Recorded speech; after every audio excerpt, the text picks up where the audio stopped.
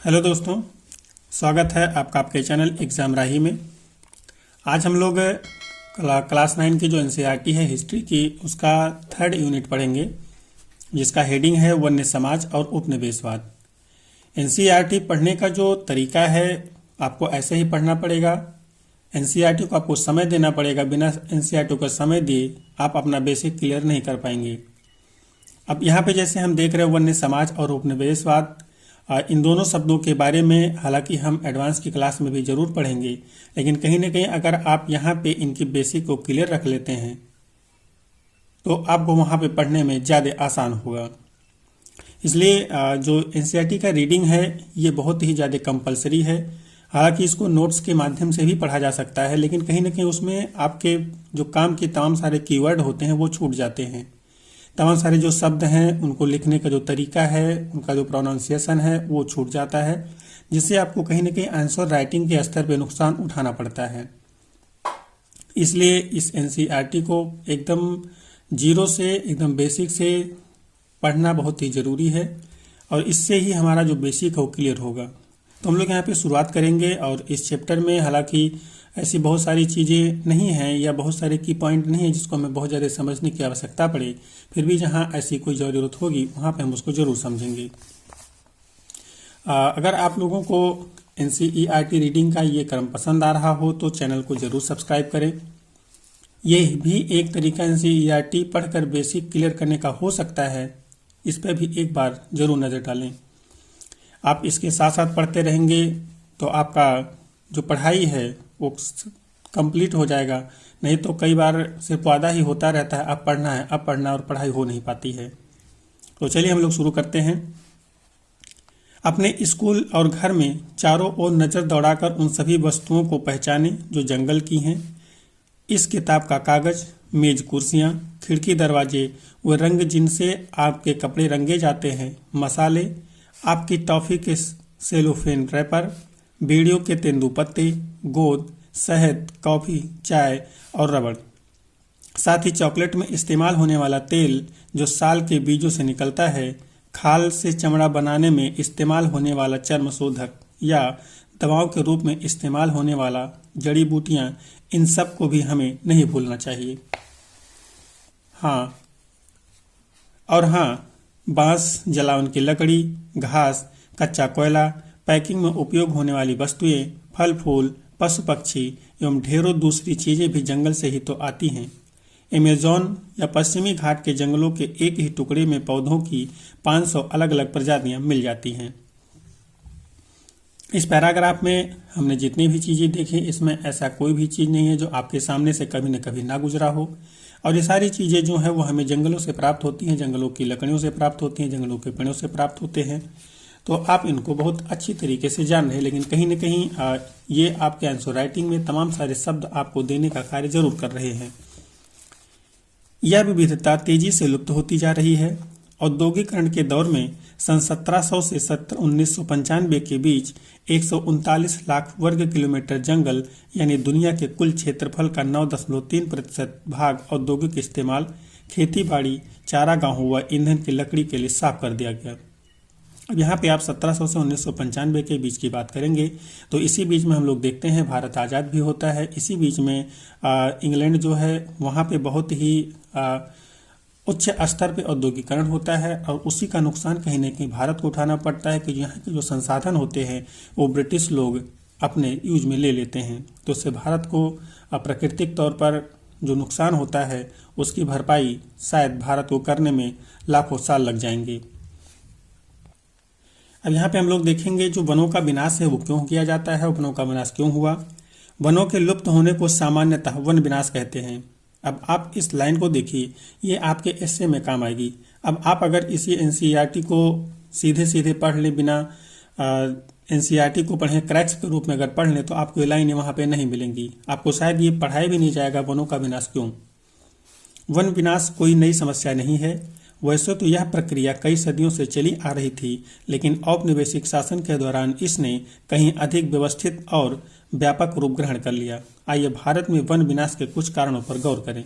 हम आगे देखेंगे जो भारत में वन विनाश हुए क्यों हुए और उससे भारत पर कहीं न कहीं किस तरीके से इफेक्ट पड़ा, इसको हम लोग आगे देखेंगे। जमीन की बेहतरी। सन 1600 में हिंदुस्तान के कुल भूभाग के लगभग छठे हिस्से पर खेती होती थी। ये सन 1600 की बात आप अगर कर रहे हैं तो आपने पीछे पढ़ा हुआ है मुगल काल, ये मुगल काल का दौर है। अभी यहाँ पे जो ब्रिटिश हैं वो व्यापारी के रूप में आए हैं और इसी 1600 के आसपास में ही 1600 में ही पहली British East India Company Bharat आ रही है और स्थापित हो रही है।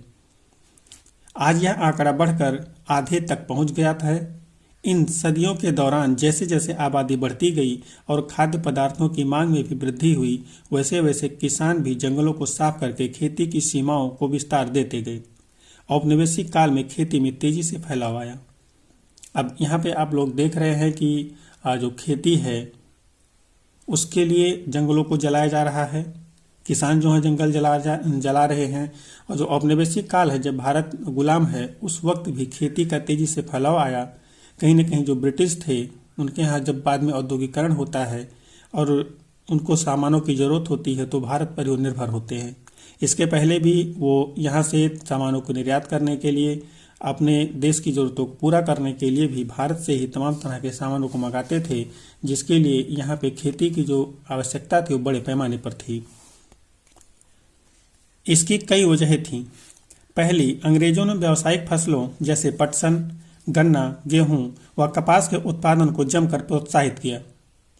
19वीं सदी के यूरोप में बढ़ती शहरी आबादी का पेट भरने के लिए खाद्यान्न और औद्योगिक उत्पादन के लिए कच्चे माल की जरूरत थी, लिहाजा इन फसलों की मांग में भारी इजाफा हुआ। दूसरी वजह यह थी कि 19वीं सदी की शुरुआत में औपनिवेशिक सरकार ने जंगलों को अनुत्पादक समझा। अनुत्पादक का मतलब होता है कि जंगल से हमें कोई भी उत्पादन नहीं मिलता है, जंगल हमारे किसी काम के नहीं हैं। उनके हिसाब से इस व्यर्थ के बियाबान पर खेती करके उससे राजस्व और कृषि उत्पादों को पैदा किया जा सकता था और इस तरह राज्य की आय में बढ़ोतरी की जा सकती थी। यही वजह थी कि 1880 से 1920 के बीच खेती योग्य जमीन के क्षेत्रफल में 67 लाख हेक्टेयर की बढ़त हुई। जो ब्रिटिश हैं उनका मानना है कि जो जंगल हैं उनसे उन्हें कोई खास उत्पाद नहीं मिलता है या उनके काम की चीज़ें नहीं मिलती हैं, लेकिन अगर वहाँ पे कृषि की जाती है तो उसके जो उत्पाद होगा वो उनके काम का होगा। उससे जो राज्य का राजस्व वो बढ़ाया जा सकेगा, कृषि उत्पादों की पैदावार बढ़ाई जा सकेगी। इसकी वजह से भी जो जंगल थे उनको बहुत ही बुरी तरीके से काटा गया। खेती के विस्तार को हम विकास का सूचक मानते हैं, लेकिन हमें यह नहीं भूलना चाहिए कि जमीन को जोतने के पहले जंगलों की कटाई करनी पड़ती है।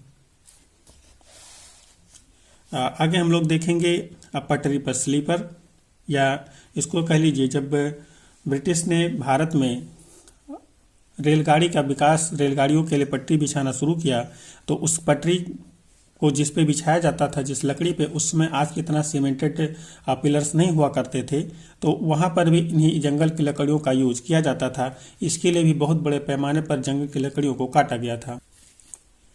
19वीं सदी की शुरुआत तक इंग्लैंड में बलूत के जंगल लुप्त होने लगे थे। बलूत मतलब ओक होता है। ये जंगल लुप्त होने लगे क्योंकि इनके लकड़ियों को बहुत बेतहाशा काटा जा रहा था। इसकी वजह से शाही नौसेना के लिए लकड़ी की आपूर्ति में मुश्किल आ खड़ी हुई। मजबूत और टिकाऊ लकड़ी की नियमित आपूर्ति के बिना अंग्रेजी जहाज भला कैसे बन सकते थे, और जहाज़ों के बिना शाही सत्ता कैसे बचाई और बनाए रखी जा सकती थी। 1920 के दशक में खोजी दस्ते हिंदुस्तान की वन संपदा का अन्वेषण करने के लिए भेजे गए। एक दशक के भीतर बड़े पैमाने पर पेड़ काटे जाने लगे और भारी मात्रा में लकड़ी का हिंदुस्तान से निर्यात होने लगा। अब यहाँ पे हम लोग देख रहे हैं जब ब्रिटिश काल है, उस वक्त पेड़ों को क्यों काटा गया, पेड़ों को ज़्यादा क्यों काटा गया, जंगलों का नुकसान क्यों किया गया, उसको हम यहाँ पे देख रहे हैं। जो यहाँ पे अच्छी लकड़ियाँ हैं उनको ब्रिटिश अपने यहाँ मंगा ले रहे हैं, क्योंकि उससे उन्हें शाही जहाज बनाने हैं, बड़े बड़े जहाज बनाने हैं, और इन्हीं जहाज़ों के माध्यम से कहीं न कहीं वो अपनी सत्ता को बनाए रखने की कोशिश में लगे हुए हैं। 1850 के दशक में रेल लाइनों के प्रसार ने लकड़ी के लिए एक नई तरह की मांग पैदा कर दी। शाही सेना के आवागमन और औपनिवेशिक व्यापार के लिए रेल लाइनें अनिवार्य थीं। इंजनों को चलाने के लिए ईंधन के तौर पर और रेल की पटरियों को जोड़े रखने के लिए स्लीपरों के रूप में लकड़ी की भारी जरूरत थी। 1 मील लंबी रेल पटरी के लिए 1760 से 2000 स्लीपरों की आवश्यकता होती थी। अब आप 1760 से 2000 स्लीपर की आवश्यकता होती थी, इससे अंदाजा लगा सकते हैं कि सिर्फ 1 किलोमीटर या 1 मील लंबी रेल लाइन बिछाने के लिए लगभग कितने पेड़ों को काटना पड़ता रहा होगा। तो ये भी एक वजह थी भारत में पेड़ों को बहुत ही अच्छे स्तर पे उनको नुकसान पहुंचाने की। और हमने पीछे देखा 1850 का दशक, तो इसी में हमें याद हो कि 1850 में भारत में रेलवे लाइन का विकास शुरू हुआ है और 1853 में भारत में प्रथम बार रेलवे चलाया शुरू किया गया था। भारत में रेल लाइनों का जाल 1860 के दशक से तेजी से फैला। 1890 तक लगभग 25,500 किलोमीटर लंबी लाइनें बिछाई जा चुकी थी। 1946 में इन लाइनों की लंबाई 7,65,000 किलोमीटर तक बढ़ चुकी थी। रेल लाइनों के प्रसार के साथ साथ बड़ी तादाद में पेड़ भी काटे गए। अकेले मद्रास प्रेसिडेंसी में 1850 के दशक में प्रतिवर्ष 35,000 पेड़ स्लीपरों के लिए काटे गए। सरकार ने आवश्यक मात्रा की आपूर्ति के लिए निजी ठेके दिए। इन ठेकेदारों ने बिना सोचे समझे पेड़ काटना शुरू कर दिया। रेल लाइनों के इर्द गिर्द जंगल तेजी से गायब होने लगे। अब यहाँ पे देखिए रेलवे का जो विकास हो रहा है वो दशक दर दशक कितनी तेजी से हो रहा है। 25,000 किलोमीटर, फिर 7,65,000 किलोमीटर, इस तरह से बढ़ते ही जा रहे हैं। और पेड़ों की जो कटने की दर है वो भी बढ़ती जा रही है। और कहीं ना कहीं इन पेड़ों को काटने की और स्लीपरों को इकट्ठा करने की जो जिम्मेदारी हो प्राइवेट को दे दिया गया, निजी ठेके दे दिए गए। इसमें अब पेड़ों की जो कटाई थी वो और भी बुरी तरीके से करनी शुरू कर दी गई। अब यहाँ पर हम देखते हैं बागानों के बारे में। यूरोप में चाय, कॉफ़ी और रबड़ की बढ़ती मांग को पूरा करने के लिए इन वस्तुओं के बागान बने और इनके लिए भी प्राकृतिक वनों का एक भारी हिस्सा साफ कर दिया गया। औपनिवेशिक सरकार ने जंगलों को अपने कब्जे में लेकर उनके विशाल हिस्सों को बहुत सस्ती दरों पर यूरोपीय बागान मालिकों को सौंप दिया। इन इलाकों की बाड़बंदी करके जंगलों को साफ कर दिया गया और चाय कॉफ़ी की खेती की जाने लगी। बागान का जो अर्थ होता है यहाँ पे यह होता है कि यहाँ पे ऐसी फसलें उगाई जाती हैं जिसके पेड़ बहुत बड़े नहीं होते हैं, जैसे चाय हो गई, कॉफ़ी हो गई। इन सारी चीज़ों के जो बाग बगीचे होते हैं इनके उत्पादन के लिए जो पौधे लगाए जाते हैं उस एरिया को बागान के नाम से जाना जाता है। तो यहाँ पर भी चूंकि अंग्रेजों को चाय की, कॉफ़ी की, इन सब की चीज़ों की ज़्यादा ज़रूरत थी, इसकी वजह से इन लोगों ने भी इसके लिए भी जो प्राकृतिक वन थे उसको बहुत ही बड़े स्तर पे साफ किया और वहाँ पे इनकी खेती करवानी शुरू की। और इससे इनका एक फ़ायदा ये भी होता था कि जो इनके यूरोप से आने वाले व्यापारी थे जो यहाँ पे अपना बागान लगाना चाहते थे, तो जंगलों को साफ करने के बाद में उनको बहुत ही कम रेट पर, चूँकि इस ज़मीन पर किसी का कब्जा होता नहीं था, ये प्राकृतिक रूप से होते थे, तो इन्हें भी बहुत सस्ती दरों पर ये जो बागान थे वो उपलब्ध हो जाते थे। तो इस तरह से हमने देखा कि जो पेड़ हैं उनकी कटाई जो है वो, उनका जो नुकसान है वो किस तरीके से हुआ। आगे हम लोग इस चैप्टर का अगला पार्ट देखेंगे। यहाँ पे इसका जो दूसरा पार्ट है वो है व्यावसायिक वानिकी की शुरुआत। और वानिकी का मतलब होता है वनों के माध्यम से उगाई की फसल, उसको वानिकी हम लोग कहेंगे।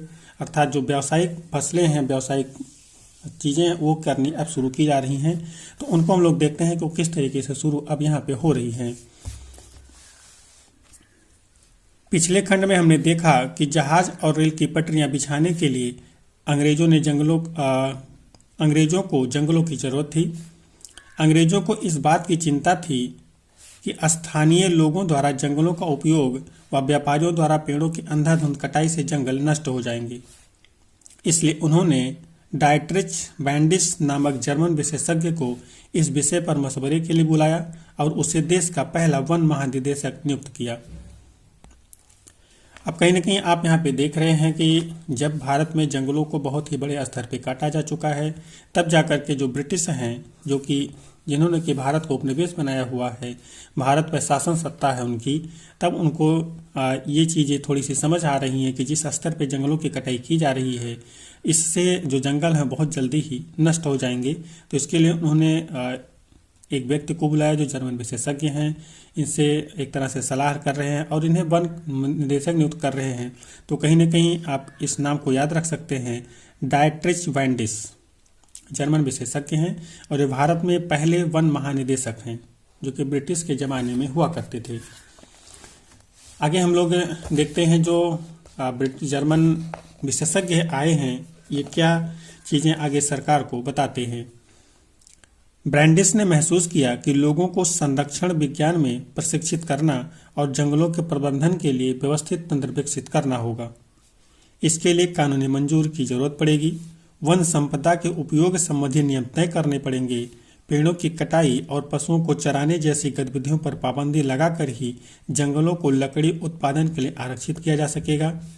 इस तंत्र की अवमानना करके पेड़ काटने वाले किसी भी व्यक्ति को सजा का भागी बनना होगा। इस तरह ब्रैंडिस ने 1864 में भारतीय वन सेवा की स्थापना की और 1865 के भारतीय वन अधिनियम को सूत्रबद्ध करने में सहयोग दिया। इंपीरियल फॉरेस्ट रिसर्च इंस्टीट्यूट की स्थापना 1906 में देहरादून में हुई। यहाँ जिस पद्धति की शिक्षा दी जाती थी उसे वानिकी या साइंटिफिक फॉरेस्ट्री कहा गया, लेकिन आज पारिस्थितिक विशेषज्ञों सहित ज़्यादातर लोग मानते हैं कि यह पद्धति कतई वैज्ञानिक नहीं है। जो जर्मन विशेषज्ञ भारत में बुलाए गए हैं वो कहीं न कहीं जंगलों को बचाने के लिए पहले नंबर पे जो बात कर रहे हैं अवेयरनेस की बात कर रहे हैं, लोगों में जागरूकता फैलाई जाए, लोगों को जंगल बचाने के तौर तरीकों के बारे में एक तरह से अवेयर किया जाए, उनको बताया जाए, जंगल के फायदे नुकसान उनको बताए जाए और कहीं ना कहीं जो जंगलों से जो सामान हमको मिल रहे हैं उसके उपयोग के लिए भी एक कानून की आवश्यकता है। कानून बनाया जाए जिससे लोग एक रेगुलरिटी हो, एक नियम कानून हो कि जंगलों को कैसे काटना है, कितना काटना है, नहीं तो जो काटने की दर है उस तरह से बढ़ती ही जाएगी। इसके लिए बाद में कानून लाया जाता है जिसमें सज़ा का प्रावधान होता है, जिससे कहीं न कहीं जंगलों का जो कटने का दर है वो थोड़ा सा कम होता है। यहाँ पे 1906 में इसी बात को ध्यान में रखते हुए इंपीरियल फॉरेस्ट रिसर्च इंस्टीट्यूट की स्थापना की जाती है जो कि देहरादून में होती है। यहाँ पर वनों को जो बचाने का तरीका है इससे संबंधित शिक्षा दी जा रही थी। वैज्ञानिक वानिकी के नाम पर विविध प्रजाति वाले प्राकृतिक वनों को काट डाला गया। इनकी जगह सीधी पंक्ति में एक ही किस्म के पेड़ लगा दिए गए। इसे बागान कहा जाता है। वन विभाग के अधिकारियों ने जंगलों का सर्वेक्षण किया, विभिन्न किस्म के पेड़ों वाले क्षेत्र की नाप जोख की और वन प्रबंधन के लिए योजनाएं बनाई। उन्होंने यह भी तय किया कि बागान का कितना क्षेत्र प्रतिवर्ष काटा जाएगा। कटाई के बाद खाली जमीन पर पुनः पेड़ लगाए जाने थे ताकि कुछ ही वर्षों में यह क्षेत्र पुनः कटाई के लिए तैयार हो जाए। अब यहाँ पे आप लोग देख रहे हैं कि जो ब्रिटिश हैं वो कहीं न कहीं वैज्ञानिक वानिकी के नाम पर इन्होंने जो प्रकृति की विविध प्रजातियां थीं उनको काटा और उसकी जगह पे दूसरे तरह के पौधों को लगाया, दूसरे किस्म को, और उनको एक सीधी पंक्तियों में लगाया जिसे बागान का नाम दे दिया गया। और कहीं न कहीं उन्होंने वनों का संरक्षण कराया, वनों में का सर्वेक्षण कराया और एक योजना के तहत वन प्रबंधन किया और ये भी तय किया गया कि प्रतिवर्ष कितना वन क्षेत्र काटा जाएगा और कटाई के बाद पुनः उसी जमीन पर वापस पेड़ लगा दिए जाएंगे जिससे कुछ दिनों में पुनः उस क्षेत्र की भरपाई की जा सके। 1865 में वन अधिनियम के लागू होने के बाद इसमें 2 बार संशोधन किए गए, पहले 1878 में और फिर 1927 में। 1878 वाले अधिनियम में जंगलों को 3 श्रेणियों में बांटा गया, आरक्षित, सुरक्षित व ग्रामीण। सबसे अच्छे जंगलों को आरक्षित वन कहा गया। गांव वाले इन जंगलों से अपने उपयोग के लिए कुछ भी नहीं ले सकते थे। वे घर बनाने या ईंधन के लिए केवल सुरक्षित या ग्रामीण वनों से लकड़ी ले सकते थे। अब यहाँ पे देखिए जो जंगल की श्रेणियाँ हैं वो 3 हैं, आरक्षित, सुरक्षित और ग्रामीण। इनमें अलग अलग थोड़ा थोड़ा सा डिफरेंसेज है। जो सबसे अच्छे जंगल थे उनको आरक्षित वन कहा गया था। जो आरक्षित वन थे यहाँ से जो ग्रामीण हैं वो कुछ भी नहीं ले सकते थे, कोई भी लकड़ी या ऐसा कोई सामान, कोई पेड़ काटना ऐसा कुछ नहीं कर सकते थे। और जो ग्रामीण थे उनको अगर घर बनाना था तो उनको उसमें जो लकड़ी की आवश्यकता होती थी वो उस लकड़ी को केवल जो ग्रामीण जंगल छोड़े गए थे, ग्रामीण के नाम पे जो तीसरी श्रेणी थी, उन्हीं जंगलों से प्राप्त कर सकते थे। आरक्षित और सुरक्षित इन दोनों इलाकों से वो कोई भी लकड़ी प्राप्त नहीं कर सकते थे। अब इससे लोगों का जीवन कैसे प्रभावित हुआ, इसको हम लोग देखते हैं। एक अच्छा जंगल कैसा होना चाहिए, इसके बारे में वनपालों और ग्रामीणों के विचार बहुत अलग थे। जहां एक तरफ ग्रामीण अपनी अलग अलग जरूरतों जैसे ईंधन, चारे व पत्तों की पूर्ति के लिए वन में विभिन्न प्रजातियों का मेल चाहते थे, वहीं वन विभाग को ऐसे पेड़ों की जरूरत थी जो जहाजों और रेलवे के लिए इमारती लकड़ी मुहैया करा सके। ऐसी लकड़ियां जो सख्त, लंबी और सीधी हों, इसलिए सागौन और साल जैसी प्रजातियों को प्रोत्साहित किया गया और दूसरी किस्में काट ली गईं। अब यहाँ पे देखिए, सरकार को जिस पेड़ों की आवश्यकता है, जिस पेड़ से सरकार की एक तरह से औद्योगिक क्रांति चलेगी, सरकार को जो विकास करना है, उसमें जिन पेड़ पौधों का काम है, सिर्फ उन्हीं पेड़ पौधों को सरकार लगा रही है, बाकी दूसरी सभी किस्मों को सरकार ने काटना शुरू कर दिया। वन्य इलाकों में लोग कंदमूल, फल, पत्ते आदि वन उत्पादों का विभिन्न जरूरतों के लिए उपयोग करते हैं। फल और कंद अत्यंत पोषक खाद्य हैं, विशेषकर मानसून के दौरान जब फसल कटकर घर न आई हो। दवाओं के लिए जड़ी बूटियों का इस्तेमाल होता है। लकड़ी का प्रयोग हल जैसे खेतों के औजार बनाने में किया जाता है। बांस से बेहतरीन बाड़ें बनाई जा सकती हैं और इनका उपयोग छतरी तथा टोकरी बनाने के लिए भी किया जा सकता है। सूखे हुए कुम्हड़े के खोल का प्रयोग पानी की बोतल के रूप में किया जा सकता है। जंगलों में लगभग सब कुछ उपलब्ध है। पत्तों को पेड़ जोड़ जोड़ कर खाओ फेंको किस्म के पत्तल और दोने बनाए जा सकते हैं। सियादी की लताओं से रस्सी बनाई जा सकती है। सेमूर या सूती रेशम की कांटेदार छाल पर सब्जियां छीली जा सकती है। महुआ के पेड़ से खाना पकाने और रोशनी के लिए तेल निकाला जा सकता है। अब यहाँ पे लगभग जो चीज़ें आपने देखा, उन सबके चीज़ों के बारे में लगभग आपने कहीं ना कहीं सुना होगा। एक यहाँ पे जो आया था, कुम्हड़े के खोल का प्रयोग पानी की बोतल के रूप में किया जा सकता था। तो उस समय आज के ज़माने की तरह बोतल नहीं हुआ करते थे पानी रखने के लिए। तो वहाँ पे आपने अभी भी कहीं ना कहीं कभी अगर आप किसी पिछड़े इलाके में गए होंगे या आप ग्रामीण क्षेत्र से ताल्लुक़ रखते होंगे तो कभी न कभी आपने इस चीज़ को देखा होगा। हो सकता है पानी रखने के लिए ना देखा हो, लेकिन सामानों को रखने के लिए इसका उपयोग आज भी ग्रामीण क्षेत्र में कहीं कहीं होता है।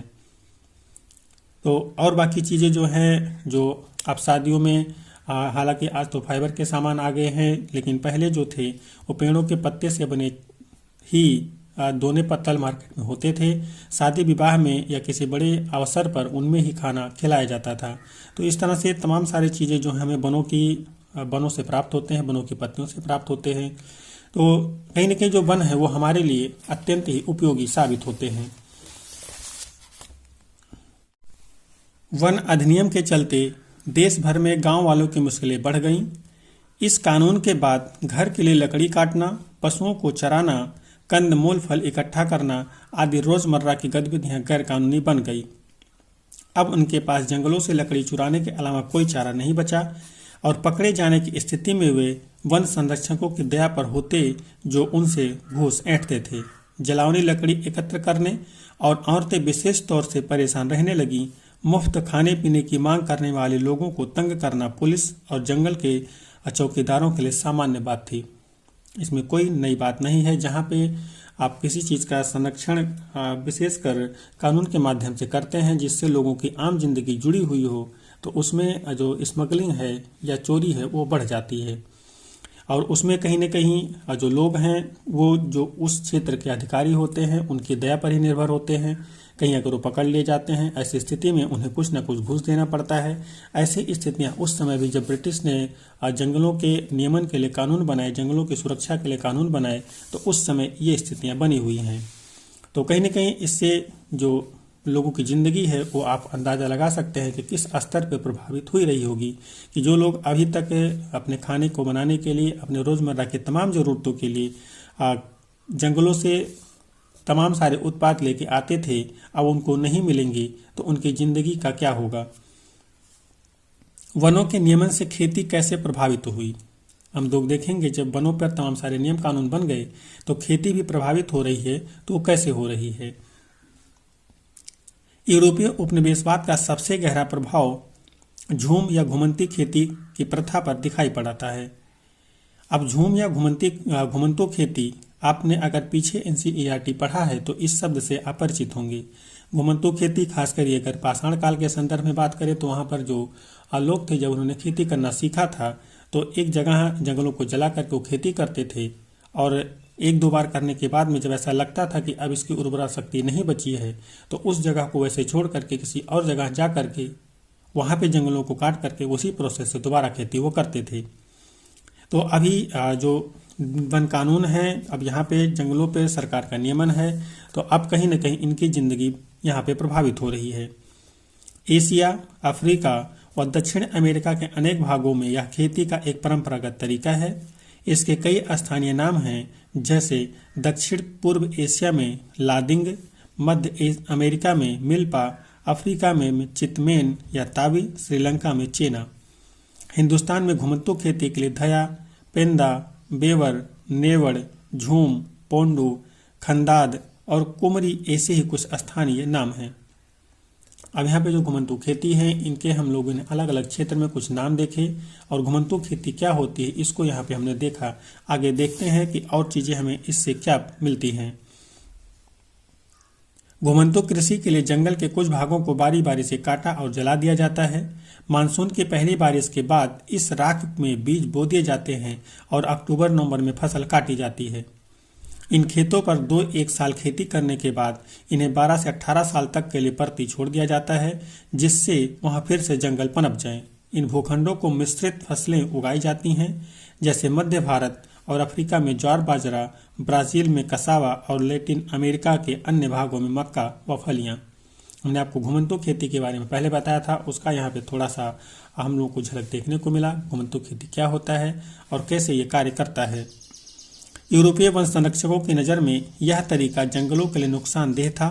उन्होंने महसूस किया कि जहां कुछ एक सालों के अंतर पर खेती की जा रही हो, ऐसी जमीन पर रेलवे के लिए इमारती लकड़ी वाले पेड़ नहीं उगाए जा सकते।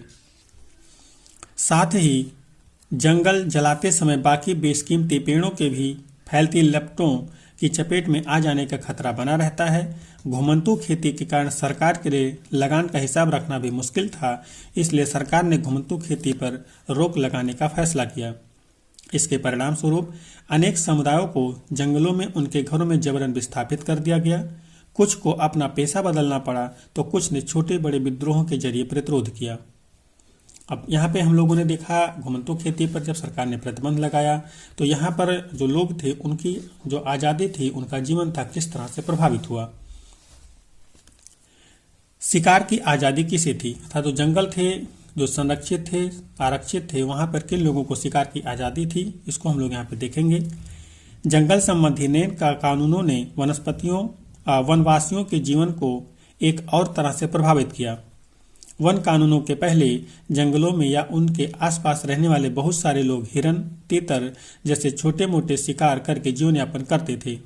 यह पारंपरिक प्रथा अब गैर कानूनी हो गई। शिकार करते हुए पकड़े जाने वालों को अवैध शिकार के लिए दंडित किया जाने लगा। अब अभी तक जो लोग जंगल के जानवरों पर अपना जीवन यापन कर रहे थे, जंगल से तमाम उत्पादों को खासकर जीव के रूप में ला करके अपना जीवन यापन करते थे, शिकार करके करते थे, अब वो भी गैर कानूनी हो गया और पकड़े जाने पर उनको दंड मिलता था। तो अब उनका जीवन जो है वो भी कहीं न कहीं इससे सिकुड़ रहा है, उनके जीवन में तमाम परेशानियां आ रही हैं। जहां एक तरफ वन कानूनों ने लोगों को शिकार के परंपरागत अधिकार से वंचित किया, वहीं बड़े जानवरों का आखेट एक खेल बन गया। हिंदुस्तान में बाघों और दूसरे जानवरों का शिकार करना सदियों से दरबारी और नवाबी संस्कृति का हिस्सा रहा था। अनेक मुगल कलाकृतियों में शाहजादों और सम्राटों को शिकार का मजा लेते हुए दिखाया गया है, किंतु औपनिवेशिक शासन के दौरान शिकार का चलन इस पैमाने तक बढ़ गया कि कई प्रजातियां लगभग पूरी तरह से लुप्त हो गईं। अंग्रेजों की नज़र में बड़े जानवर जंगली, बर्बर और आदि समाज के प्रतीक चिन्ह थे। उनका मानना था कि खतरनाक जानवरों को मारकर वे हिंदुस्तान को सभ्य बनाएंगे। बाघ, भेड़ियों और दूसरे बड़े जानवरों के शिकार पर यह कहकर इनाम दिए गए कि इनसे किसानों को खतरा है। 1875 से 1925 के बीच इनाम के लालच में 80,000 से ज़्यादा बाघ, 1,50,000 तेंदुए और 2 लाख भेड़िए मार गिराए गए। धीरे धीरे बाघ के शिकार को एक खेल के ट्रॉफी के रूप में देखा जाने लगा। अकेले जॉर्ज यूल नामक अंग्रेज अफसर ने 400 बाघों को मारा था। प्रारंभ में जंगल के कुछ इलाके शिकार के लिए ही आरक्षित थे। काफी समय बाद पर्यावरणविदों और संरक्षणवादियों ने आवाज उठाई कि जानवरों की इन सारी प्रजातियों की सुरक्षा होनी चाहिए, न कि इनको मारा जाना चाहिए। अब यहाँ पे हमने देखा जो ब्रिटिश हैं, इन्होंने जो आरक्षण किया तो उससे आम लोगों की जिंदगी प्रभावित हुई, वो तो अलग थी, लेकिन इन्होंने लोगों को जो शिकार करने पर भी प्रतिबंध लगाया, लेकिन खुद के शिकार करने पर कोई प्रतिबंध नहीं लगाया, बल्कि इन्होंने मनमाने तरीके से बहुत सारे जानवरों को मौत के घाट उतार दिया। और ये कहते हुए उतार दिया कि इससे किसानों को नुकसान है, साथ ही इन जानवरों का जो शिकार करते हैं, इनके साथ ही लोग रहते हैं, इससे ये जो लोग हैं वो सभ्य नहीं है। हिंदुस्तान जो है वो सभ्य नहीं है। अगर इन जानवरों को मार दिया जाता है, इन जानवरों को यहाँ से खत्म कर दिया जाता है, तो कहीं न कहीं जो हिंदुस्तान है वो सभ्य बन जाएगा। यहाँ पे इन संख्या को हम देख करके अंदाजा लगा सकते हैं, 80,000 से भी ज्यादा बाघ।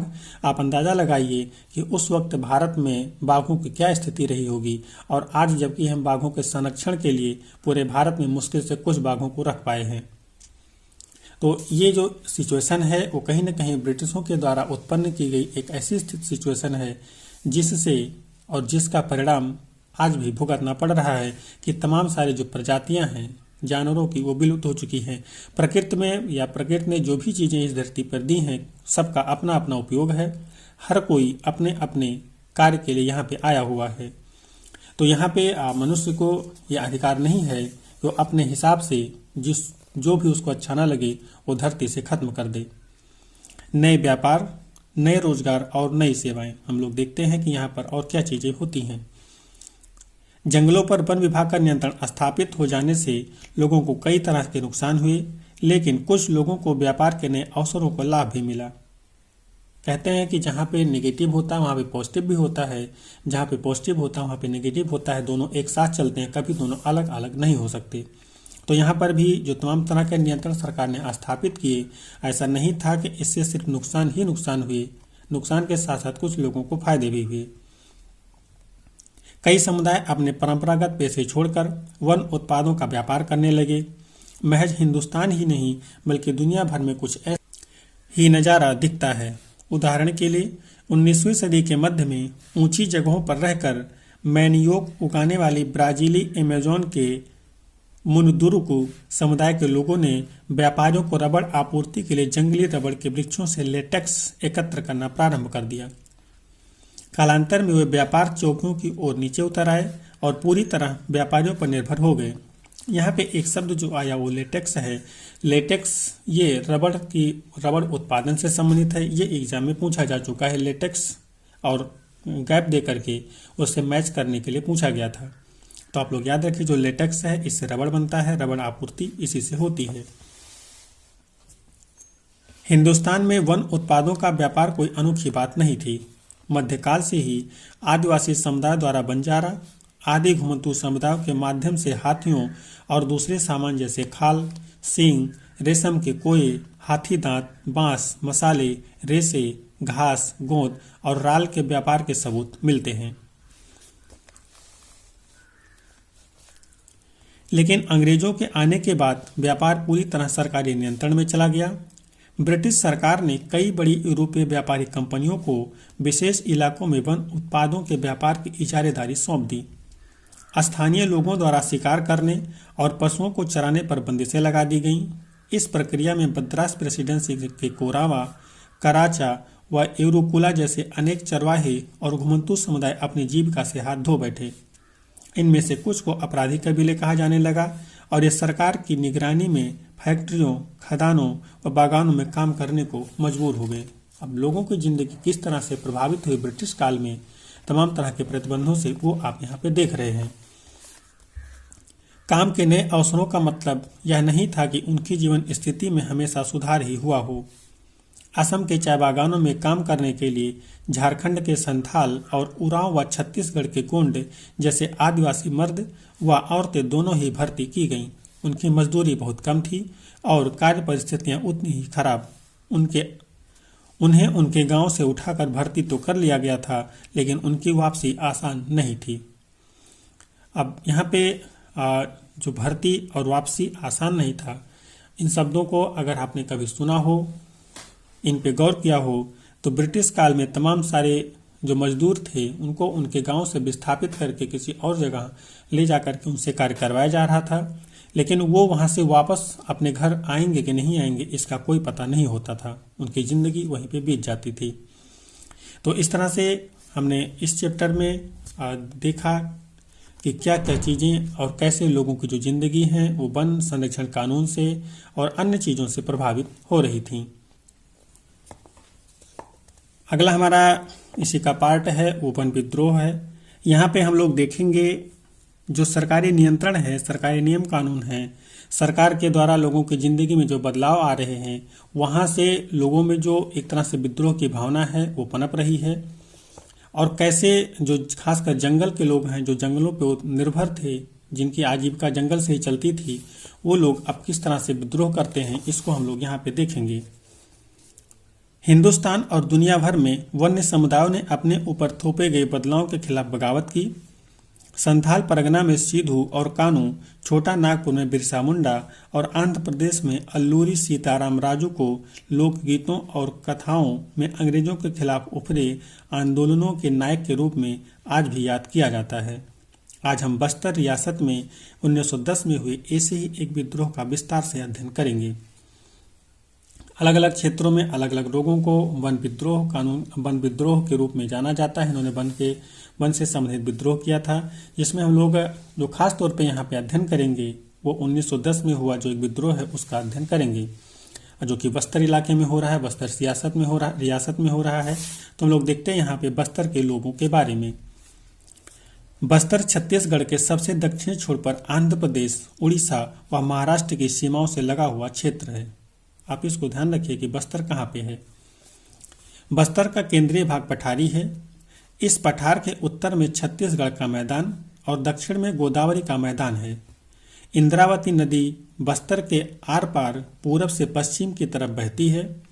बस्तर में मरिया और मुरिया गोंड, धुरवा, भतरा, हलवा आदि अनेक आदिवासी समुदाय रहते हैं। अलग अलग जबाने बोलने के बावजूद इनके रीति रिवाज और विश्वास एक जैसे हैं। बस्तर के लोग मानते हैं कि हरेक गांव को उनकी जमीन धरती माँ से मिली है और बदले में प्रत्येक खेतिहर त्योहार पर धरती को चढ़ावा चढ़ाते हैं। धरती के अलावा वे नदी, जंगल व पहाड़ों की आत्मा को भी उतना ही मानते हैं, क्योंकि हर गांव को अपनी चौहद्दी पता होती है। इसलिए ये लोग इन सीमाओं के भीतर समस्त प्राकृतिक संपदाओं की देखभाल करते हैं। इसमें से कुछ चीज़ें हैं जो आज भी आप जरूर कहीं न कहीं महसूस करते होंगे, देखते होंगे। जैसे कि जब भी कोई फसल तैयार होती है गांव में, आपने देखा होगा, तो किसान अपने किसी न किसी देवी या देवता को, जिसमें भी उसकी मान्यता होती है, उनको चढ़ावा देता है। कुछ उस दिन पकवान बनाए जाते हैं और उनको चढ़ाया जाता है। ऐसा माना जाता है कि इससे उनकी सुख संपदा बनी रहेगी। तो ये चीज़ें कोई आज की नहीं है, ये बहुत समय से हो रही हैं। और ये जो आदिवासी लोग हैं या जंगल में निवास करने वाले लोग हैं, इनके अंदर भी ये चीज़ें पाई जाती थी। ये लोग भी इन सारी चीज़ों को करते थे। यदि एक गांव के लोग दूसरे गांव के जंगल से थोड़ी लकड़ी लेना चाहते हैं तो इसके बदले में वे एक छोटा शुल्क अदा करते हैं, जिसे देवसारी, दंड या मान कहा जाता है। कुछ गांव अपने जंगलों की हिफाजत के लिए चौकीदार रखते हैं, जिन्हें वेतन के रूप में हर घर से थोड़ा थोड़ा अनाज दिया जाता है। हर वर्ष एक बड़ी सभा का आयोजन होता है, जहां एक परगने अर्थात गांव का समूह के गांव के मुखिया जुटते हैं और जंगल सहित तमाम दूसरे अहम मुद्दों पर चर्चा करते हैं। जो ब्रिटिश काल है, जब लोग, खासकर आदिवासी लोग जो जंगलों पर निर्भर हैं, उनके भी समय में भी जो वन का सिस्टम है, वहाँ पे जो एक कुछ क्षेत्र बटे होते थे लोगों के, वो ही अपने ही क्षेत्रों के अंतर्गत उस जंगलों से अपने ज़रूरत के सामानों को ले सकते थे। उसके बाहर, उस क्षेत्र से बाहर अगर उनको कोई जंगली सामान या ऐसा कुछ लेना होता था तो उसे उन गांव से परमिशन या उनके गांव के मुखिया से परमिशन लेनी होती थी। जिसके लिए कहीं ना कहीं उनको थोड़ा सा शुल्क देना होता था, जैसा कि आज भी आप लोग देखते हैं। तमाम सारी चीज़ें हैं जो अलग जगहों से आप किसी से लेके आते हैं तो उनको आपको कुछ ना कुछ शुल्क देना होता है, भले ही वो जंगल की चीज़ें हों, लेकिन आपको उनको शुल्क देना होता है। तो ये चीज़ें उस समय भी चली आ रही थी और समय समय पर यहाँ पर जो मुखिया होते थे उनका सम्मेलन होता था और तमाम सारी बातों को लेकर के, जंगलों से संबंधित जो बातें होती थी उनको लेकर के यहाँ पे चर्चा होती थी। अब आगे हम लोग देखते हैं लोगों के भय, अर्थात जो कानून आ रहे हैं लोगों के अंदर उससे क्या भय आ रहे हैं, इसको हम लोग देखेंगे। उसके पहले यहाँ पे आपने भी देखा था एक छोटा सा शब्द आया था, देवसारी, दांड या मान। तो ये शब्द याद रखिए, एग्जाम में पूछा जा सकता है ये क्या होते थे। तो अलग क्षेत्रों से, जंगल से जो थोड़ी सी लकड़ी लोग लेना चाहते थे उसके बदले में जो एक छोटा सा शुल्क अदा किया जाता था उसको ही देवसारी, दांड या मान कहा जाता था। हम लोग देखते हैं लोगों के भय के बारे में। औपनिवेशिक सरकार ने 1905 में जब जंगल के 2/3 हिस्से को आरक्षित करने, घुमंतू खेती को रोकने और शिकार व अन्य उत्पादों के संग्रह पर पाबंदी लगाने जैसे प्रस्ताव रखे तो बस्तर के लोग बहुत परेशान हो गए। कुछ गांवों को आरक्षित वनों में इस शर्त पर रहने दिया गया कि वे वन विभागों के लिए पेड़ों की कटाई और ढुलाई का काम मुफ्त करेंगे और जंगल को आग से बचाएंगे। बाद में इन्हीं गांवों को वन ग्राम कहा जाने लगा। बाकी गांव के लोग बगैर किसी सूचना या मुआवजे के हटा दिए गए। काफी समय से गांव वाले जमीन के बढ़े हुए लगान व औपनिवेशिक अफसरों के हाथों बेगार और चीजों की निरंतर मांग से त्रस्त थे। इसके बाद अचानक भयानक अकाल का दौर आया, पहले 1899 से 1900 में और फिर 1907-8 में। वन आरक्षण ने चिंगारी का काम किया। अब यहाँ पे देखिए जो लोग हैं वो कहीं ना कहीं वन कानून जो हैं अंग्रेजों के द्वारा बनाए गए हैं उससे त्रस्त हैं। और इसी बीच में हमने देखा कि जो कुछ लोग थे जो गांव जंगलों के बीचों बीच रहते थे, इनको जंगलों में रहने को तो अलाउड किया ब्रिटिशों ने, लेकिन उसके एवज में जो अब वो करेंगे वो ब्रिटिशों के लिए मुफ्त में काम करेंगे, तभी वहाँ पे रहेंगे। साथ ही और जो आसपास के इलाके के गांव थे उनको वहाँ से हटा दिया गया, जिसमें ना तो उनको कोई मुआवजा दिया गया था ना ही कोई सूचना दी गई थी, बस अचानक से उनको एक तरह से तानाशाही तरीके से हटा दिया गया था। तो कहीं ना कहीं ये जो एक बात थी लोगों के अंदर कहीं ना कहीं घर कर करी हुई थी, इससे लोग अंदर ही अंदर बहुत ज़्यादा कुंठित थे, चिंगारी फूटने भर की देर थी, उसका काम किया। 1899 और 1900 में जो आप यहाँ पे अकाल आया और 7-8 में जो अकाल आया, इसने इसमें और भी बड़े स्तर पर चिंगारी का काम किया और लोगों की भावनाएं कहीं ना कहीं अत्यधिक स्तर पर भड़क गई, क्योंकि जो ब्रिटिश थे, स्थितियां आम जनता की कुछ भी हो, उन्हें लगान से मतलब होता था, लगान तो उनको चाहिए ही। लोगों ने बाजारों में, त्योहारों के मौके पर और जहां कहीं भी कई गांव के मुखिया और पुजारी इकट्ठा होते थे, वहां जमा होकर इन मुद्दों पर चर्चा करना प्रारंभ किया। कांगेर वनों के धुरवा समुदाय के लोग इस मुहिम में सबसे आगे थे, क्योंकि आरक्षण सबसे पहले यहीं लागू हुआ था। हालांकि कोई एक व्यक्ति इसका नेता नहीं था, लेकिन बहुत सारे लोग नेथानार गांव के गुंडा धूर को इस आंदोलन की एक अहम शख्सियत मानते थे, अर्थात इनको एक नेता मानते थे। 1910 में आम की टहनियाँ, मिट्टी के ठेले, मिर्च और तीर गांव-गांव चक्कर काटने लगे। यह गांव में अंग्रेजों के खिलाफ बगावत का संदेश था। हर एक गांव ने इस बगावत के खर्चे में कुछ न कुछ मदद की। बाजार लूटे गए, अफसरों और व्यापारियों के घर, स्कूल और पुलिस थानों को लूटा व जलाया गया तथा अनाज का पुनर्वितरण किया गया। जिन पर हमले हुए उनमें से ज्यादातर लोग औपनिवेशिक राज्य और इनके दमनकारी कानूनों में किसी न किसी तरह जुड़े थे।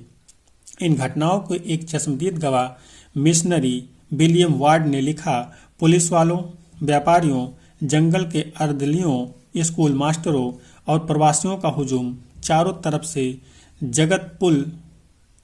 जगदलपुर में चला आ रहा था। जो लोग हैं, कहीं न कहीं आप इस चीज़ों से समझे होंगे कि लोग ब्रिटिश के खिलाफ एक तरह से जो बगावत का बिगुल है उसको फूंक चुके हैं और कहीं न कहीं उनके जो गुस्सा है उनके इसी कार्यों से दिख रहा है कि वो ब्रिटिश से कितने नाराज हैं।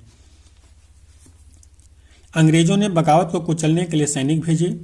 आदिवासी नेताओं ने बातचीत करनी चाहिए, लेकिन अंग्रेज फौज ने उनके तंबू को घेर कर उन पर गोलियां चला दी। इसके बाद बगावत में शरीक लोगों पर कोड़े बरसाए और उन्हें सजा के तौर पर सैनिक गांव गांव घूमने लगे। ज्यादातर गांव खाली हो गए क्योंकि लोग भागकर जंगलों में चले गए। अंग्रेजों को फिर से नियंत्रण पाने में 3 महीने लग गए, फिर भी वे गुंडा धुर को कभी नहीं पकड़ सके। विद्रोहियों की सबसे बड़ी जीत यह रही कि आरक्षण का काम कुछ समय के लिए स्थगित कर दिया गया और आरक्षित क्षेत्रों को भी 1910 से पहले की योजना से लगभग आधा कर दिया गया। बस्तर के जंगलों और लोगों की कहानी यही खत्म नहीं होती। आज़ादी के बाद भी लोगों को जंगलों से बाहर रखने और जंगलों को औद्योगिक उपयोग के लिए आरक्षित रखने की नीति कायम रही। 1970 के दशक में विश्व बैंक ने प्रस्ताव रखा कि कागज उद्योग को लुगदी उपलब्ध कराने के लिए 4600 हेक्टेयर प्राकृतिक साल वनों की जगह देवदार के पेड़ लगाए जाएं, लेकिन स्थानीय पर्यावरणविदों के विरोध के फलस्वरूप इस परियोजना को रोक दिया गया। आइए अब एक एशिया के और हिस्से इंडोनेशिया की चर्चा की तरफ चलें, जहां देखें कि इसी वक्त वहां क्या हो रहा है। अब यहाँ पे हमने देखा जो लोग थे उन्होंने किस तरह से अंग्रेजों के विरुद्ध विद्रोह किया था। आगे हम लोग कुछ और बातों के बारे में चर्चा करेंगे। अब हमारे इस यूनिट का हमारा लास्ट पार्ट है चौथा, जावा के जंगलों में हुआ बदलाव। हमने अभी पीछे देखा था कि हम इंडोनेशिया के बारे में चर्चा करेंगे, तो इंडोनेशिया में जो जावा है उसकी हम लोग यहाँ पे चर्चा करेंगे। जावा को आजकल इंडोनेशिया के चावल उत्पादक द्वीप के रूप में जाना जाता है, लेकिन एक जमाने में यह क्षेत्र अधिकांशतः वनाच्छादित था। वनाच्छादित का मतलब वनों से ढका हुआ था, जंगलों से ढका हुआ था। यहाँ पे ढेर सारे जंगल थे। इंडोनेशिया एक डच उपनिवेश था। जैसा कि हम देखेंगे, भारत व इंडोनेशिया के वन कानून में कई समानताएं थी। इंडोनेशिया में जावा ही वह क्षेत्र है जहां डचों ने वन प्रबंधन की शुरुआत की थी। अंग्रेजों की तरह वे भी जहाज बनाने के लिए जावा से लकड़ी हासिल करना चाहते थे। सन 1600 में जावा की अनुमानित आबादी 34 लाख थी। हालांकि उपजाऊ मैदानों में ढेर सारे गांव थे, लेकिन पहाड़ों में भी घुमंतू खेती करने वाले अनेक समुदाय रहते थे। जो जावा है, यहाँ पर डच उपनिवेश है। जो डच लोग हैं, इन्होंने यहाँ को उपनिवेश अपना बनाया हुआ है। यहाँ पे ये लोग शासन कर रहे हैं और कहीं न कहीं यहाँ पर भी जो वन प्रबंधन है वो शुरू किया गया था। जब भारत में वन प्रबंधन हो रहा था, उसी समय यहाँ पर भी वन प्रबंधन शुरू किया गया था। हम लोग देखेंगे जावा के लकड़हारों के बारे में। जावा में कलांग समुदाय के लोग कुशल लकड़हारे और घुमंतू किसान थे। उनका महत्व इस बात से आंका जा सकता है कि 1755 में जब जावा की माताराम रियासत बंटी तो यहाँ के 6000 कलांग परिवारों को भी दोनों राज्यों में बराबर बांट दिया गया। उनके कौशल के बगैर सागौन की कटाई कर राजाओं के महल बनाना बहुत मुश्किल था। डचों ने जब 18वीं सदी में वनों पर नियंत्रण स्थापित करना प्रारंभ किया, तब उन्होंने भी कोशिश की कि कलांग उनके लिए काम करें। 1770 में कलांगों ने एक डच किले पर हमला करके इसका प्रतिरोध किया, लेकिन इस विद्रोह को दबा दिया गया। अब यहाँ पर भी देखिए, जो जावा है, यहाँ का जो कलांग समुदाय है, इसके बारे में हम लोग बात कर रहे हैं। यहाँ पर ये खासकर जो बात हो रही है वो माताराम रियासत के बारे में बात हो रही है। माताराम सियासत में ये लोग रहते हैं और डच जो हैं इन्होंने इसका विभाजन किया 2 भागों में, और विभाजन के समय जो कलांग परिवार हैं इनका भी आधे आधे के स्तर पर विभाजन कर दिया गया, क्योंकि यही लोग थे जो सागौन की लकड़ी के कटाई जो करते थे और जो कटाई होती थी उसमें दक्ष थे। इनके अलावा कोई भी इतने कुशल तरीके से इन लकड़ियों को कटाई नहीं कर सकता था, इसलिए इनको भी बांटा गया। और इन्हीं लकड़ियों से राजा के महल भी बनते थे, तो इनका होना भी जरूरी था। कहीं न कहीं इन्हीं सब चीज़ों से चूँकि डच जो थे वो जंगल पर अपना नियंत्रण स्थापित कर रहे थे, लोगों को उनकी आजीविका से वंचित कर रहे थे, तो इसकी वजह से 1770 के आसपास में 1770 में कलांगों ने एक तरह से विद्रोह किया, लेकिन इस विद्रोह को सफल नहीं बना सके। उनके विद्रोह को डचों ने दबा दिया। आगे हम लोग देखेंगे डच वैज्ञानिक वानिकी।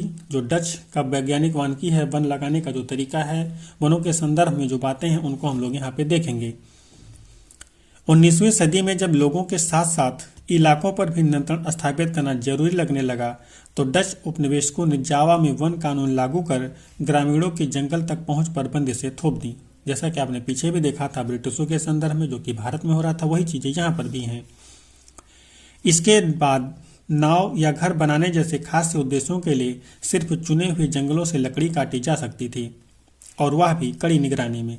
ग्रामीणों को मवेशी चराने, बिना परमिट लकड़ी ढोने या जंगल से गुजरने वाली सड़क पर घोड़ा गाड़ी अथवा जानवरों पर चढ़कर आने जाने के लिए दंडित किया जाने लगा।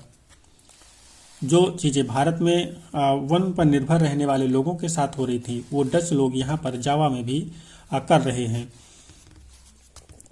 भारत की ही तरह यहाँ भी जहाज और रेल लाइनों के निर्माण ने वन प्रबंधन और वन सेवाओं को लागू करने की आवश्यकता पैदा कर दी। 1882 में अकेले जावा से ही 2,80,000 स्लीपरों का निर्यात किया गया। जाहिर है कि पेड़ काटने, लट्ठों को ढोने और स्लीपर तैयार करने के लिए श्रम की आवश्यकता थी। डचों ने पहले तो जंगलों में खेती की जमीनों पर लगान लगा दिया और बाद में कुछ गांवों को इस शर्त पर इससे मुक्त कर दिया कि वे सामूहिक रूप से पेड़ काटने और लकड़ी ढोने के लिए भैंस उपलब्ध कराने का मुफ्त में काम किया करेंगे।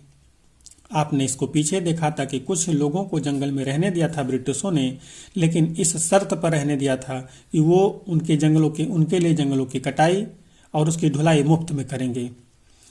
इस व्यवस्था को ब्रेंडांग डीएन स्टेन के नाम से जाना गया। बाद में वन ग्रामवासियों को लगान माफी के बजाय थोड़ा बहुत मेहनताना तो दिया जाने लगा, लेकिन वन भूमि पर खेती करने के उनके अधिकार सीमित कर दिए गए। चीज़ें जो हैं वो सेम चल रही हैं। जो चीज़ ब्रिटिश भारत में कर रहे थे वही चीज़ डच जावा में कर रहे थे, इंडोनेशिया में कर रहे थे। यहाँ पे कोई अंतर नहीं था। कानून दोनों अपने हिसाब से बना रहे थे। जिस चीज़ की उनको ज़रूरत होती थी उस पर रोक लगा देते थे, जिन चीज़ की ज़रूरत उनको नहीं होती थी उनको वो खत्म कर देते थे। सामिन की चुनौती। सन 1890 के आसपास सागौन के जंगलों में स्थिर रानदुब्लातुंग गांव के निवासी सुरोनतिंको सामिन ने जंगलों पर राजकीय मालिकाने पर सवाल खड़ा करना प्रारंभ कर दिया। उनका तर्क था कि चूंकि हवा, पानी, जमीन और लकड़ी राज्य की बनाई हुई नहीं है, इसलिए उन पर उसका अधिकार नहीं हो सकता। जल्द ही एक व्यापक आंदोलन खड़ा हो गया। इस आंदोलन को संगठित करने वालों में सामिन का दामाद भी सक्रिय था। 1907 तक 3,000 परिवार उनके विचारों को मानने लगे। डच जब जमीन का सर्वेक्षण करने आए तो कुछ सामिन वासियों ने अपनी जमीन पर लेटकर इसका विरोध किया, जबकि दूसरों ने लगान या जुर्माना भरने या बेकार करने से इनकार कर दिया। वहाँ पर भी हमने देखा था संथाल विद्रोह के बारे में। यहाँ पर भी हमने देखा एक विद्रोह के बारे में जिसकी जो अगुवाई है वो सामिन नाम का एक व्यक्ति कर रहा है।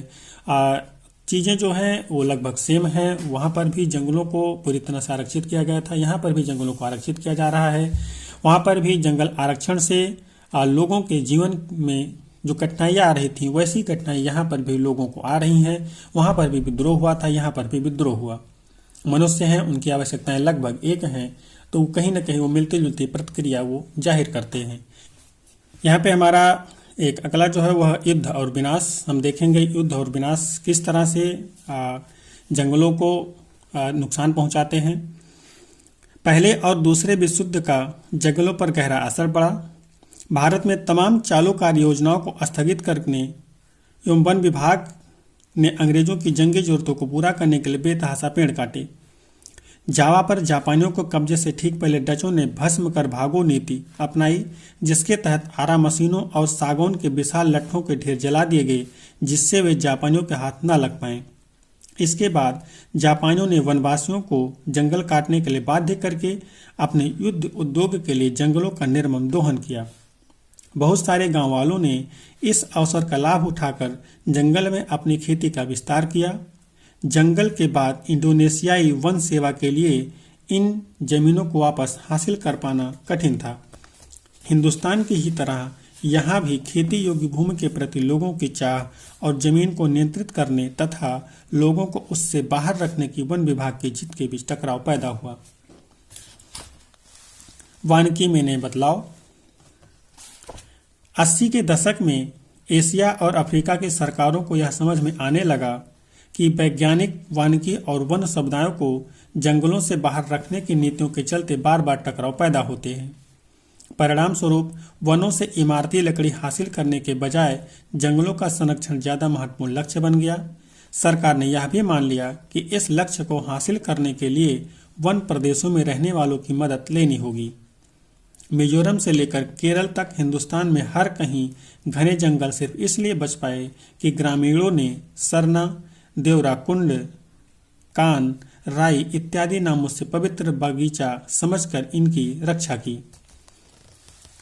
कुछ गांव तो वन रक्षकों पर निर्भर रहने के बजाय अपने जंगलों की चौकसी आपस में करते थे। इससे हर परिवार बारी बारी से अपना योगदान देता है।